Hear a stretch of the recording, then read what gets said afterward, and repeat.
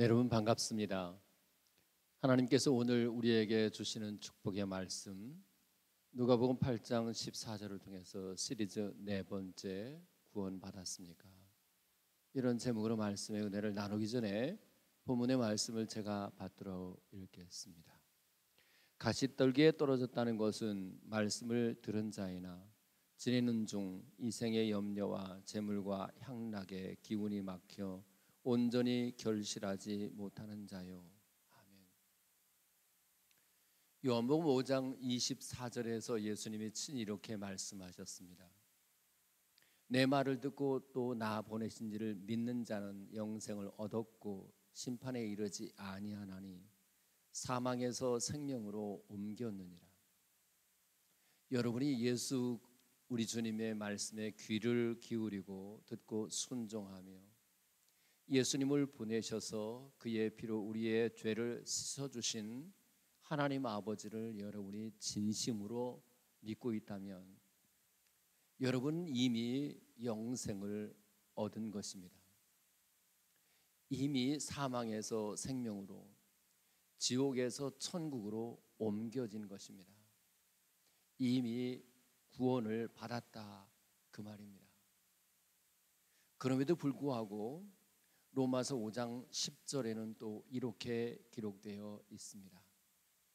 곧 우리가 원수 되었을 때에 그의 아들의 죽으심으로 말미암아 하나님과 화목하게 되었은즉 화목하게 된 자로서는 더욱 그의 살아나심으로 말미암아 구원을 받을 것이니라. 여기 구원을 받을 것이다에 해당하는 헬라어는 소데 소메다입니다. 이 말은 소조, 즉 구원하다라고 하는 말의 미래 수동형입니다. 즉 장차 앞으로 구원을 받게 될 것이다 그 뜻입니다. 왜? 한편에서는 이미 구원을 받았다고 말씀하시고 또 다른 한편에서는 앞으로 구원을 받게 될 것이라고 말씀하고 있는 것일까요? 사도행전 7장 59절로부터 60절입니다. 그들이 돌로 스데반을 치니 스데반이 부르짖어 이르되 주 예수여 내 영혼을 받으시옵소서 하고 무릎을 꿇고 굳게 불러 이르되 주의 이 죄를 그들에게 돌리지 마옵소서 이 말을 하고 자니라. 스데반이 돌에 맞아 죽게 되죠. 그때 그 영은 우리 주님이 받으십니다. 그런데 그 몸은 한 줌 흙으로 돌아가 죽게 되죠. 그 죽게 되는 것을 잠을 자는 것이라고 표현했습니다. 잠을 자게 된다고 하는 것은 언젠가 다시 깨어날 날이 있다는 뜻이겠죠. 고린도전서 15장 51절부터 53절입니다. 보라 내가 너에게 비밀을 말하노니 우리가 다 잠잘 것이 아니요 마지막 날에 순식간에 호련히 변화되리니 나팔 소리가 나매 죽은 자들이 썩지 아니할 것으로 다시 살아나고 우리도 변화되리라. 이 썩을 것이 반드시 썩지 아니할 것을 입겠고 이 죽을 것이 죽지 아니함을 입으리라. 마지막 나팔은 예수님이 다시 오시는 때입니다. 인류 최종 마지막 날을 말입니다. 그날 우리들이 죽었던 우리들이 변화되고 이미 죽어서 땅에 묻혔던 사람들은 썩지 아니할 몸으로 다시 살아난다고 했습니다. 잠자던 자들이 다시 살아나는 거예요. 다시 말하면 부활의 몸을 입게 되는 것이죠. 그 부활의 몸을 입게 되는 것. 예수님이 죽으셨다가 다시 살아나실 때에 덧입었던 그 부활의 몸을 입게 되는 것이 구원의 완성이라고 하는 점에서 그 부활의 몸은 장차 이루어지게 될 구원이라고 할 수 있어요. 그래서 신학적인 용어로 이렇게 말합니다. Already but not yet. Already. 우리 이미 구원 받았습니다. But not yet. 그러나 아직 구원을 받지 못했습니다. 영으로는 이미 구원을 받았습니다. 그러나 우리의 몸이 부활의 몸을 입게 되는 그 구원은 아직 이루어지지 않았습니다. 그런 뜻입니다. 그래서 성경은 어느 곳에서는 이미 구원을 얻었다고 말씀하시고 어느 곳에서는 앞으로 구원을 받을 것처럼 말씀하시고 있는 것이죠. 여러분, 이 already but not yet이라고 하는 이 단어는 또 다른 개념으로 우리에게 설명되어집니다.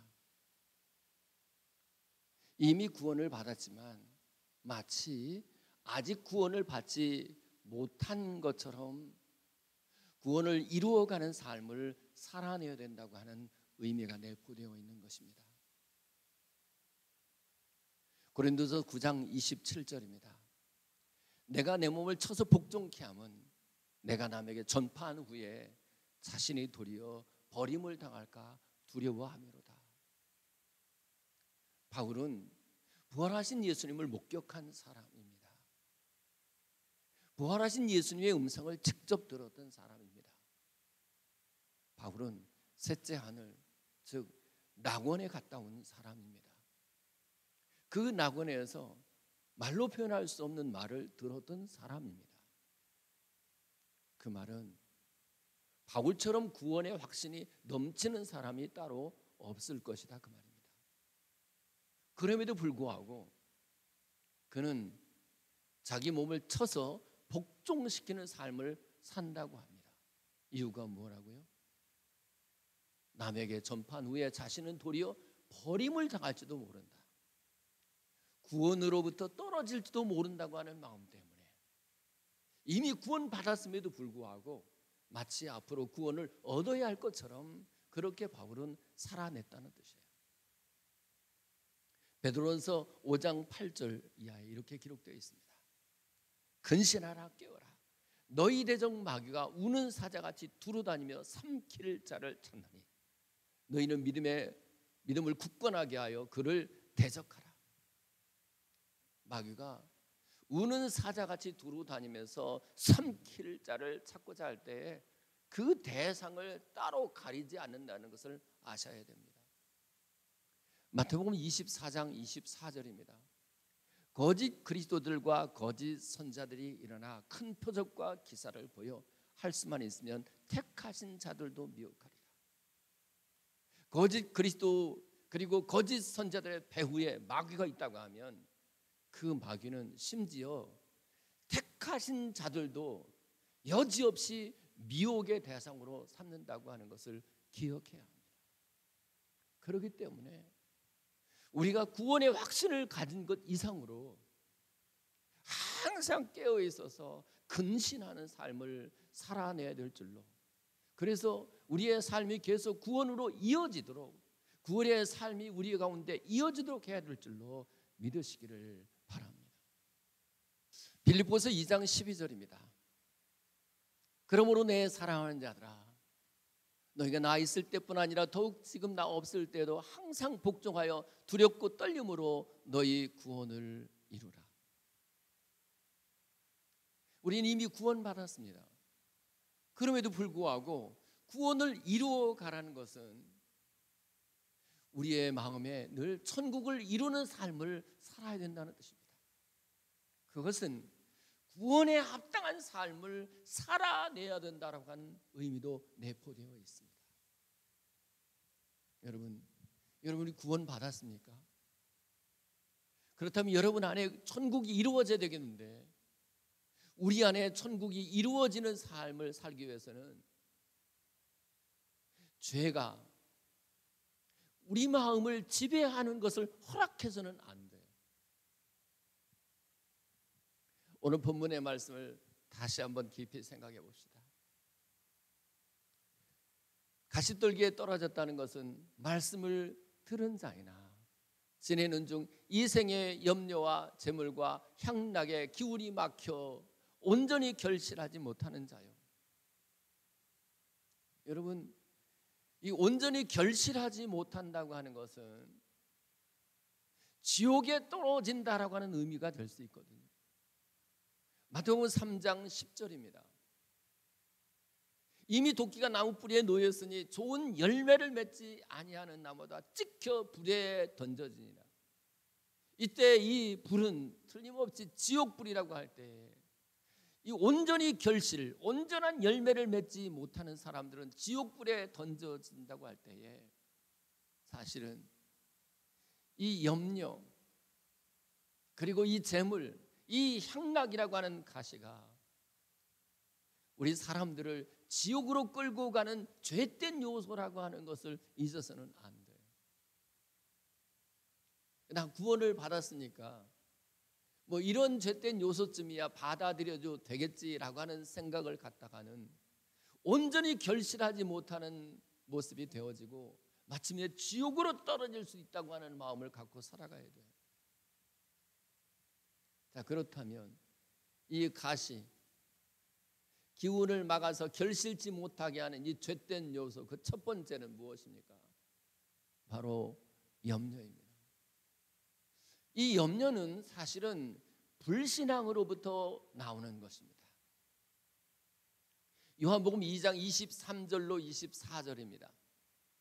6월절에 예수께서 예루살렘에 계시니 많은 사람이 그의 행하시는 표적을 보고 그의 이름을 믿었으나 예수는 그의 몸을 그들에게 의탁하지 아니하셨으니, 이때 의탁하다라고 하는 단어와 그의 이름을 믿었다라고 하는 말이 똑같이 헬라어 피스티오입니다. 예수님이 사람들을 믿었다고 하면 그의 몸을 의탁하고 맡겼을 텐데, 맡기지 않았다고 하는 것은 믿지 않았다는 말이죠. 베드로전서 5장 7절입니다. 너희 염려를 주께 다 맡기라. 이는 그가 너희를 돌보심이라. 여러분, 우리가 주님을 믿는다고 하면 우리의 삶의 전부를 다 맡겨야 되겠지만 우리의 염려도 맡겨야 되거든요. 요한복음 14장 1절입니다. 너희는 마음에 근심하지 말라. 하나님을 믿으니 또 나를 믿으라. 정말 하나님을 믿으면 염려할 것이 없고, 염려가 있다고 할지라도 그 염려를 온전히 주님께 맡겨드릴 수가 있어야 돼요. 따라서 저와 여러분들이 염려가 몰려올 때마다 여러분 앞에 있는 문제를 어떻게 해석하고 어떻게 해결할지를 고민하기 전에 하나님 앞에 회개해야 돼요. 하나님, 내 믿음 없음을 용서해 주십시오. 내가 이렇게 주님을 믿는다고 하면서도 염려하고 있음, 주님께 맡겨드리지 못하고 염려하고 있음, 이것이 바로 내가 회개하는 제목입니다라고 하는 이 회개의 모습이 저와 여러분들에게 꼭 있기를 예수 그리스도의 이름으로 축복합니다. 시편 55편 22절에 이렇게 기록되어 있습니다. 내 짐을 여호와께 맡기라. 그가 너를 붙드시고 의인의 요동함을 허락하지 아니하시리로다.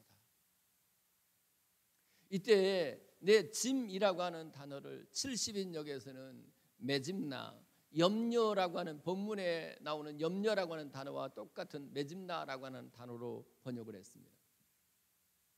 여러분, 우리는 예수님께 우리의 모든 수고하고 무거운 죄악의 짐을 주 앞에 내려놓아야 돼요. 그런데 사실 우리가 정말 내려낼 짐 중에 하나가 뭐냐면 우리 염려라고 하는 짐이에요. 이 염려가 있을 때 그것이 내게 가시가 되어서 기운을 막게 되고, 그리고 결실하지 못하게 되는, 열매를 맺지 못하게 되는, 구원에 이르지 못하게 되는, 천국을 누리지 못하게 하는 요소라고 하는 것을 기억하십시오. 저와 여러분들 마음속에 단 한순간도 염려가 저와 여러분의 마음을 장악하는 일이 없기를 예수 그리스도의 이름으로 축복합니다. 두 번째, 이 구원을 이루고 또 온전한 결실을 맺고 그리고 천국을 누리는 데 있어서 방해가 되는 죄된 요소, 가시가 되는 요소는 바로 재물입니다. 엄밀하게 말하면 재물이라고 하는 것은 좋은 것도 아니고 나쁜 것도 아닌 가치 중립적인 것입니다. 잘 사용하면 약이 되고 잘못 사용하면 독이 되기 때문입니다. 돈을 만약에, 재물을 만약에 인생의 주인으로 삼게 된다면 그는 틀림없이 지옥에 가게 될 것입니다. 예수님이 낙타가 바늘귀로 들어가는 것보다 부자가 하나님 나라에 들어가는 것보다 쉽다고 말씀하셨기 때문에 그래요. 반대로 주어진 이 재물을 하나님이 나에게 주신 사명이라고 생각하는 사람은 그 재물이 얼마나 큰 복인지 알 수가 없어요. 디모데전서 6장 17절부터 19절에 이렇게 기록되어 있습니다. 네가 이 세대에서 부자들을 명하여 마음을 높이지 말고 정함이 없는 재물의 소망을 두지 말고 오직 우리에게 모든 것을 구해주사 누리게 하시는 하나님께 두며 선을 행하고 선한 사업을 많이 하고 나누어 주기를 좋아하고 너그러운 자가 되게 하라. 이것이 장래에 자기를 위하여 좋은 터를 쌓아 참된 생명을 취하는 것이니라. 여러분, 주어진 재물을 하나님이 나에게 주신 사명이라고 생각하는 사람은 재물이 많다고 하여 그것 때문에 마음을 높이지 않아요. 교만한 마음을 품지 않아요. 주어진 이 재물이 하나님이 나에게 주신 사명이라고 생각하는 까닭에 언제든지 이것을 통해서 선한 일을 하고 싶어요. 선한 사업을 많이 하게 돼요. 그리고 나누어 주기를 좋아합니다. 삭개오가 자기 소유의 절반을 가난한 자에게 주겠다고 하는 것은 바로 이 구원받은 사람이 가지는 절대의 간증입니다. 그것은 내가 가지고 있는 바가 내 것이 아니고 주님이 잠시 나에게 맡겨준 것, 나는 청직이라고 하는 마음 때문에 그래요. 그리고 하나님 앞에 연보에 너그럽습니다. 늘 다른 사람들을 베푸는데도 앞장서서 너그러운 마음을 갖고 베풀게 돼요. 그런데 무엇보다도 이렇게 재물을 사명으로 해석하는 사람들은 소망을 재물 그 자체에 두지 않아요. 이거 언제든지 하나님이 한순간에 거두어 갈 수 있기 때문에 그래요. 주시는 분도 하나님이요 거두어 가시는 분도 하나님이라고 하는 것을 알기 때문에 그래요. 이 재물이 사명이라고 생각하는 사람은 어느 때든지 그래서 하나님께만 소망을 두고 살아요. 하나님께 소망을 둔다고 하는 것은 그 소망을 땅에 두지 않고 하늘에 두고 살아간다는 뜻이에요. 오늘 밤이라도 주님 내 영혼 불러가실 수가 있거든요. 그러면 우리가 올 때에 아무것도 가지고 온 것이 없고 갈 때도 아무것도 가져갈 것이 없기 때문에 그래요. 그런데 우리가 이 땅에서 주님이 나에게 맡겨진 재물로 선을 하고 선한 사업을 많이 하고 나누어 주기를 많이 하게 될 때에 너그러운 삶을 살게 될 때에 그것이 하늘에서는 좋은 터를 쌓게 되고 그리고 참된 생명을 취하는 방법이라고 하는 것을 아는 거예요. 그런 의미에서 이 재물이라고 하는 것은 청지기 의식을 갖고 있는 사람, 그 사람에게는 재물이 얼마나 큰 복인지 몰라요. 저는 그런 의미에서 재물의 복을 받았으면 좋겠어요. 여러분들이 말입니다. 그런데 디모데전서 6장 9절로 10절에 이렇게 기록되어 있습니다. 부하려 하는 자들은 시험과 올무와 여러 가지 어리석고 해로운 시험에 떨어지나니 그 사람으로 파멸과 멸망에 빠지는 것이다. 6장 10절입니다. 돈을 사랑함이 일만하게 뿌리가 되나니 이것을 탐내는 자들은 미혹을 받아 믿음에서 떠나 많은 근심으로서 자기를 찔렀도다. 여러분, 이 부하려 한다고 하는 것은 벌써 목적 자체를 하나님께 두지 않고 소망을 하나님께 두지 아니하고 재물 그 자체에 두고 이 땅에서 부귀와 영화를 누리려고 한다는 뜻이에요. 하나님은 우리의 동기를 정확하게 읽어내시는 분이에요. 왜 우리가 돈을 벌려고 하는지, 그렇게 이 세상에서 부귀와 영화를 누리겠다고 하는 것 자체로, 그것 자체를, 돈을 버는 것 자체를 인생의 목적으로 사는 사람들은 반드시 시험에 들게 되어 있어요. 그런 사람들 혹시 교회를 다녀도요, 그런 사람들에게는 헌금의 헌자만 나와도 경기를 일으켜요. 시험에 돼요. 그런 사람들은 올무에 잡히게 됩니다. 올무에 잡히니 믿음의 진보를 보일 수가 없어요. 믿음의 진보를 보이지 못하고 한다고 하는 것은 위로부터 내주시는 하나님의 형통한 복을 누릴 수가 없다고 하는 뜻이에요. 그리고 그런 사람들은 여러 가지 어리석고 해로운 시험에 떨어지게 돼 있어요. 이제 일확천금을 노립니다. 그래서 이런 사람들은 아주 쉽게 도박에 빠질 가능성이 많아요. 무엇보다도 이렇게 돈을 사랑하는 사람들, 주님보다 재물을 더 귀히 여기는 사람들, 이 땅에 소망을 두고 살아가는 사람들은 틀림없이 믿음에서 떠나가게 돼 있어요. 생각해 보십시오. 가룟 유다가 3년 동안이나 예수님을 따라다니면서 주옥 같은 말씀, 생명의 말씀을 얼마나 자주 들었겠어요. 표적으로 나타난 말씀을 얼마나 자주 목격했겠어요. 보통 사람 같으면 믿음을 가질 법하지 않아요? 근데 그럴 수 없었던, 그것이 안 되는 이유가 있어요. 그는 처음부터 도둑이었거든요. 돈이, 재물이 그 마음속에 주인 노릇하고 있으니 그 어떤 말씀도 그 안에 들어와서 열매가 되지 못해요. 거듭날 수가 없어요. 구원을 경험할 수가 없어요. 그래서 마침내는 예수님을 은 30에 팔아버리지 않습니까?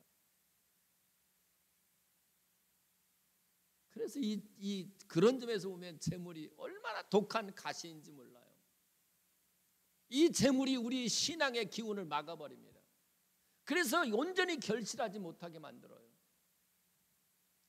성경에 보면 혹시 간접살인하고 간음했던 사람들이 다시 회복되는 경향이 있어요.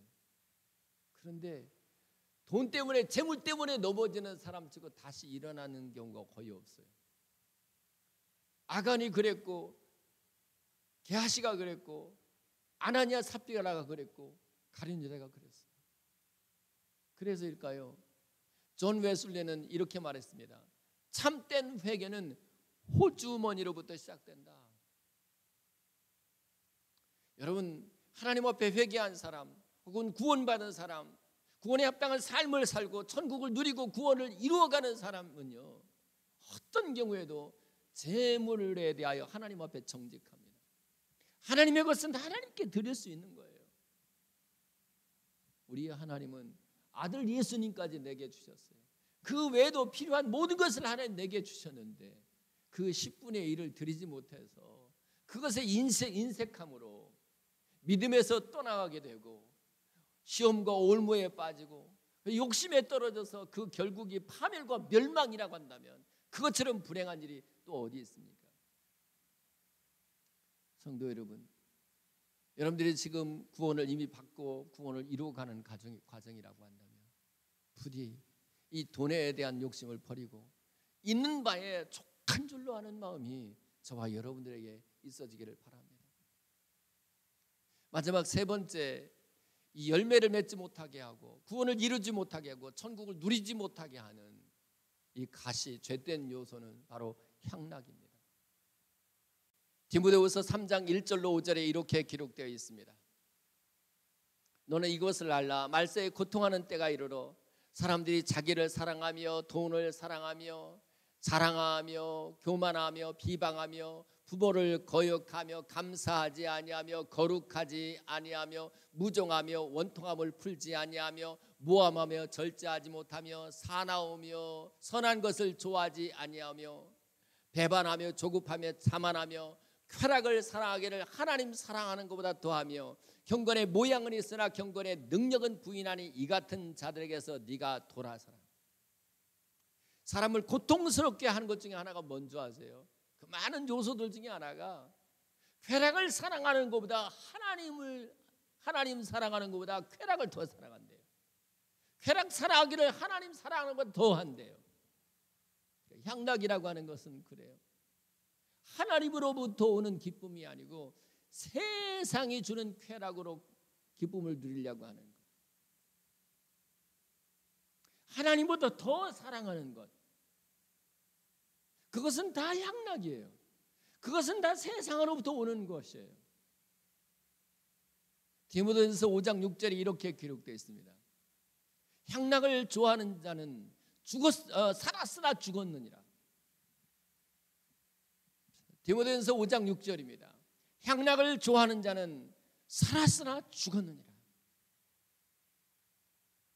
세상 향락을 좋아하는 사람은 아무리 겉으로 신앙생활 잘하는 것처럼 영적으로 살아있는 것처럼 보여도 이미 죽은 거예요. 존 비비어라고 하는 분의 책 열정에 보면 이런 내용이 나와요. 이분이 캘리포니아 어느 교회에 집회를 하러 갔습니다. 그 교회 목사님의 간증입니다. 이 목사님은 하나님 앞에서 다른 모든 나쁜 버릇을 다 이제 고쳤는데, 습관을 고쳤는데 딱 한 가지, 담배만은 못 끊는 거예요. 그래서 그 담배를 끊게 해달라고 하나님께 기도하고 금식까지 열심히 했답니다. 그런데 그걸 끊을 수가 없는 거예요. 그런데 어느 때 자기 교회에서 이제 부흥 집회를 했는데 이 목사님의 친구를 전도를 했답니다. 그런데 놀랍게도 그 친구가 그 집회에서 예수님을 영접하고 그 즉시로 담배를 끊었다는 거예요. 그래서 이 목사님이 하나님 앞에 너무 억울해서, 하나님, 나 그렇게 기도했는데 왜 나는 이게 담배를 못 끊습니까? 왜 내게는 담배 끊는 은혜를 안 주십니까? 그랬더니 하나님이 이렇게 말씀하시더랍니다. 네가 담배 피는 것을 좋아하지 않니? 무슨 말이죠? 하나님을 좋아하고 하나님을 사랑하는 것보다 담배를 더 좋아하는 것을 주님이 지적한 거예요. 여러분이 주님보다 더 좋아하는 것, 주님보다 더 사랑하는 것, 그것이 바로 향락이에요. 그것은 틀림없이 중독에 빠질 가능성이 많아요. 그것이 도박이고, 그것이 술이고, 그것이 담배고, 그것이 마약이고, 그것이 음란한 동영상을 보는 것이고, 그 외에 주님보다 더 시간을 많이 뺏기고 주님보다 더 사랑하는 것이 있다면 그것이 바로 향락을 누리는 거예요. 야고보서 4장 3절에 이렇게 기록되어 있습니다. 구하여도 받지 못하는 것은 정욕으로 쓰려고 잘못 구하기 때문이라. 이때 정욕이라고 하는 단어가 오늘 본문의 향락이라고 하는 말과 똑같은 헬라어 헤도네입니다. 앞에서 말씀드린 대로 하나님은 우리 마음의 중심을, 동기를 정확하게 알고 있어요. 여러분, 우리가 무엇인가를 구했는데도 불구하고 주님이 응답을 하지 않은 이유가 뭐냐면 그것을 얻어서 내 향락으로 쓸까 봐, 내 정욕으로 쓸까 봐 하나님 주시지 않는 거예요. 저는 이 시간 우리 주님의 성령의 역사로 말미암아 주님보다 더 사랑하고 주님보다 더 귀하게 여기고 주님보다 더 애착을 가지는 이 시간 여러분에게 다 내려놓기를, 그것이 하나님 앞에 향락이 되어서 여러분에게 가시가 된다고 하는 것을 깨닫고 내려놓으신 은혜가 있기를 예수 그리스도 이름으로 축복합니다. 이제 말씀을 맺습니다. 여러분은 구원을 받았습니까? 이미 구원을 받았다면 이제 우리는 구원에 합당한 삶을 살아냄으로써 구원을 이루어 가야 합니다. 천국을 누리는 삶을 살아야 돼요. 그리고는 오늘 죽어도 천국에 넉넉히 들어갈 수 있어야 돼요.